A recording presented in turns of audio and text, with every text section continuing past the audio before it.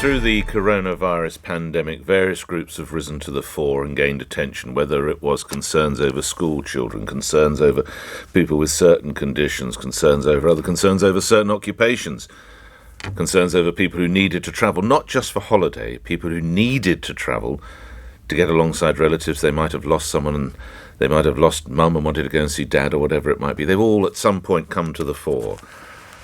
In fact, even people trying to eat Scotch eggs, you could argue, have had more publicity than the next group of people, which are, or who are, I should say, I'm so sorry, people living in care homes. And ministers now are facing fresh calls to scrap what are being called barbaric isolation rules. More from a campaign on that in just a moment.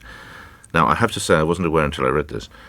Guidance says that residents who leave a care home, even for a walk in the park, must isolate alone in their room for 14 days upon their return. And it's a confession, and I'm sorry, I should have known, I didn't know, and there's no point in my lying about it. I did not know, and I think that is wholly and utterly unforgivable.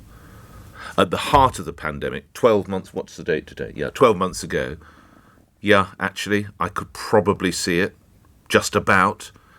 Today, bear in mind, was it yesterday or the day before that JVT, even I'm calling him JVT now, sorry, Professor Jonathan Van Tam, and it's not with any, not rudeness at all, sorry, the Deputy Chief Medical Officer for England, saying it was incredibly safe for two vaccinated people to meet together, to have a cup of tea or do whatever.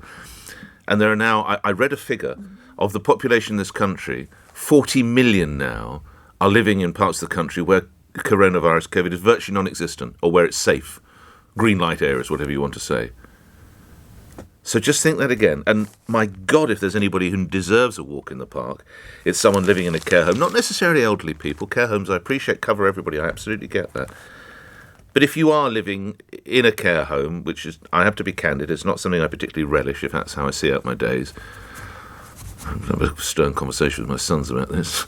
The idea I'd have a walk round the park, come home, and let's be, come on. You put in solitary confinement. You're incarcerated in your room for 14 days. The Daily Mail campaigns on this, and it says that UK's 400,000 care home residents have been trapped within the same four walls for the past 13 months. I don't know that you could treat animals like that without there being an outcry.